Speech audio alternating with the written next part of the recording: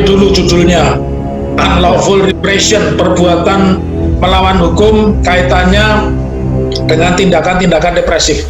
Jadi ini satu topik yang menurut saya sangat tepat, karena sekarang ini berbalik. Persoalannya itu bukan bagaimana membunuh atau mengurangi penyebaran virus Wuhan yang kemudian diperhalus menjadi COVID-19. Kalau saya sepakat mestinya virus Wuhan, ya. Nah, asalnya pandemi itu jadi Cina, kemudian sekarang berubah menjadi plandemi, artinya penyakit yang direkayasa. Nah, kembali pada judul awal tentang unlawful repression, bagaimana pendapat saya kaitannya dengan tindakan yang dipertontonkan di beberapa kepolisian, ya, ada polisi, ada petugas Satpol PP, ada petugas dari Linmas yang mengambil barang-barang. Bahkan saya lihat ada satu video ngambil sate beneran sate, bukan alat pemanggang sate, tapi satenya. Nah, pertanyaannya, apakah tindakan ini dibenarkan? Kita harus fokus dulu PPKM, pembatasan kegiatan masyarakat, ya, yang itu sebenarnya kalau kita udah diskusi lama ini, salah satunya kan topik kita pada saat itu adalah bahwa kita ini tidak pernah lockdown. Jadi PPKM ini hanya satu upaya bagaimana caranya menghindari kewajiban-kewajiban finansial yang terbit sehubungan dengan batasan kegiatan masyarakat yang kemudian ditambahkan pakai kalimat darurat. Kalau kita mau menggunakan Undang-Undang Nomor 6 2018 dengan pendekatannya pasal 7, ya, tentang kebutuhan hajat hidup kurang banyak, dan pasal 51 sebenarnya selesai. Ya, bahkan yang terbaru kaget saya dapat forward berita Erik itu minta masyarakat menyumbang kepada negara dalam rangka pembatasan COVID. Ini kan jadi pernyataan yang tidak balance. Di satu sisi Menteri Keuangan kita Mbak Sri Mulyani bilang kita menganggarkan sekitar 446 triliun, tapi di satu sisi rakyat diminta menyumbang, dan di sisi lain penegak hukum menggunakan prokes ini untuk melakukan perampasan. Tadi unlawful repression itu tidak benar, itu masuk kategori perampasan, karena perlu diingat prokes ini muatannya adalah administrasi, nggak ada sanksi pidananya. Kenapa? Coba orang disuruh tidak jualan, yang salah ini kan waktunya. Kenapa yang diambil itu barangnya? Memang barang ini berhubungan dengan kejahatan. Polisi atau negara itu boleh dikecualikan oleh undang-undang berdasarkan pasal 50, dia terbebas dari hukum atau dia punya impunitas karena dia sebagai petugas negara untuk mengambil barang-barang. Tetapi itu harus karena hukum, tidak bisa karena unlawful. Nah, kalau dia unlawful, kemudian dia menertibkan instruksi Menteri Dalam Negeri tentang pembatasan kegiatan masyarakat, tetapi tiba-tiba dia mengambil barang untuk jualan, ini sudah bukan lagi menegakkan instruksi Mendagri tentang PPKM, tetapi dia sudah melakukan perampasan. Ada deliknya, diatur di pasal 85, ancamannya 4 tahun. Nanti saya akan berikan tips, digugat saja itu, jangan lapor polisi. Kan tidak mungkin lapor polisi, karena kalau di beberapa tempat kan pelakunya adalah petugas kepolisian dan Satpol sama Linmas, ya. Tetapi saya ingin koreksi, tidak ada pasal, ya, di PPKM maupun di Undang-Undang Karantina Kesehatan, ya, Undang-Undang Nomor 6 tahun 2018 itu yang menyebut pasal mengangkut alat-alat jualan. Jadi mestinya dia itu ngasih hak rakyat, ya, tapi dia melakukan unlawful, ngambilin barang-barang, itu nggak benar. Dan saya menginisiasi kepada masyarakat bisa melakukan perlawanan. Sekarang perlawanannya jangan kekerasan, karena negara ini menjual kekerasan.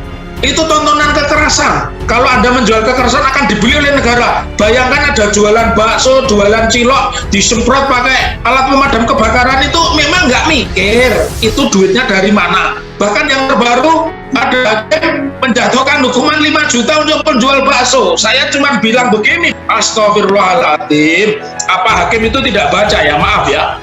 Di dalam dokumen hakim putusan itu selalu ditulis di sudut kiri ini selalu ditulis demi keadilan berdasarkan ketuhanan yang Maha Esa.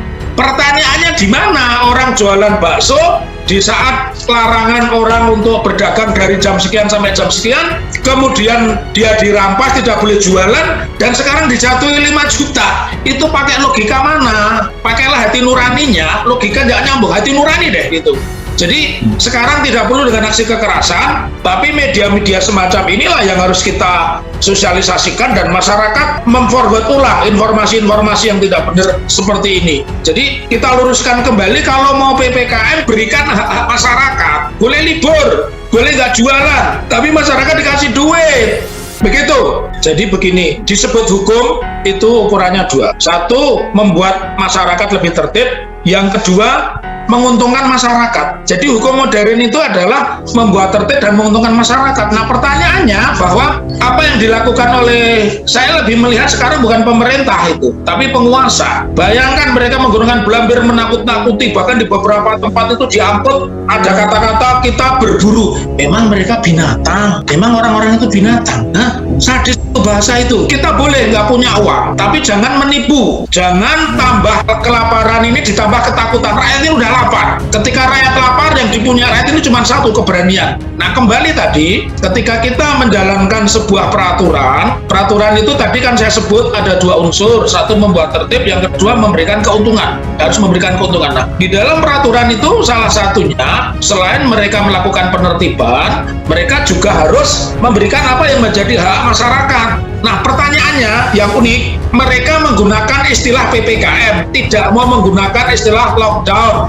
Apapun istilahnya, whatever you say, gitu kan, apapun yang kamu bilang. Tetapi kamu harus memuat kewajiban, karena tidak boleh kamu tidak menggunakan undang-undang karantina kesehatan, karena salah satunya itu di pasal 7, pasal 8, dan pasal 50 itu pemenuhan kebutuhan antara lain terdiri dari pakaian, makanan, ya, sabun mandi, sabun cuci, bahkan makanan ternak itu disediakan itu di pasal itu. Nah, mereka tidak memakai konstitusi itu atau undang-undang itu, tetapi ancaman pidananya menggunakan undang-undang itu. Ini namanya Joko Sembung bawa golok, nggak nyambung kok itu. Jadi ini aduh, hukum kita makin mundur ya, hukum kita makin mundur. Maka saya bilang tindakan penguasa yang melakukan upaya tadi itu masuk kategori perbuatan melawan hukum. Satu, perampasan. Yang kedua, dia tidak memberikan haknya itu korupsi. Karena anggaran untuk COVID ini sudah disediakan sejak dulu.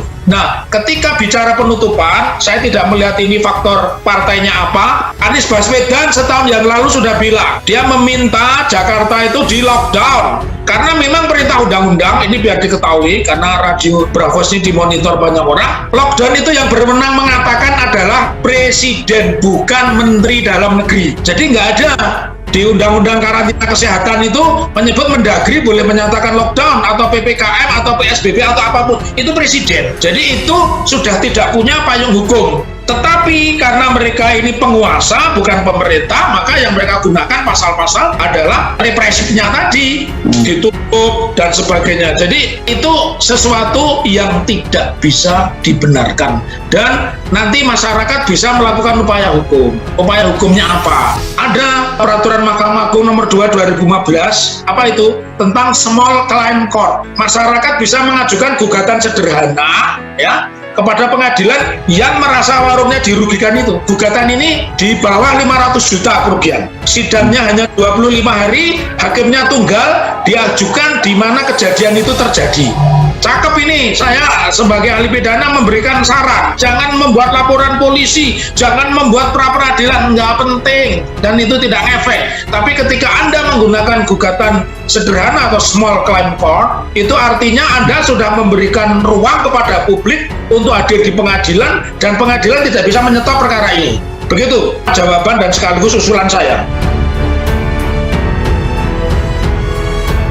Dan di tiap-tiap pengadilan itu ada namanya pos bagum, pos bantuan hukum, murni nir rupiah atau 0 rupiah, sama sekali tidak pakai biaya. Makanya disebut pro deo dan pro bono. Nah, saya berharap di wilayah-wilayah ini masyarakat mendaftarkan, berkonsultasi, karena ini simpel. Jadi ketika kita mendaftarkan perkara ini sudah dilengkapi bukti-buktinya apa? Saya punya panci diambil, pakai video aja. Kemudian buktinya saya kulaan, beli di pasar, misalkan bahan bakso atau bahan mie ayam atau beli ayam misalnya, itu kan semua bisa dihitung ya. Itu nanti dibawa ke pengadilan sebagai alat bukti. Persidangannya hanya 25 hari, hakimnya tunggal ya. Saya menyarankan itu karena ya saya sendiri sebagai ahli pidana tidak menyarankan dengan cara-cara kekerasan. ajukan gugatan, ya. Gugatannya ya jelas dong kepada wali kota dan Satgas PPKM, ya. Ajukan ke pengadilan negeri.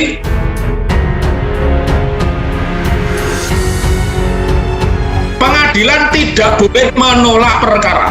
Jadi pengadilan tidak boleh menolak perkara. Makanya saya kan tadi a priori kalau lapornya ke polisi kan begitu kan, prosesnya lama, ada penyelidikan, nanti ada gelar perkara, setelah gelar perkara penyidikan, gelar perkara lagi, jadi prosesnya lama. Maka yang paling tepat saat ini adalah mengajukan gugatan sederhana sepanjang itu kerugiannya di bawah 500 juta diajukan di pengadilan negeri di mana peristiwa itu terjadi.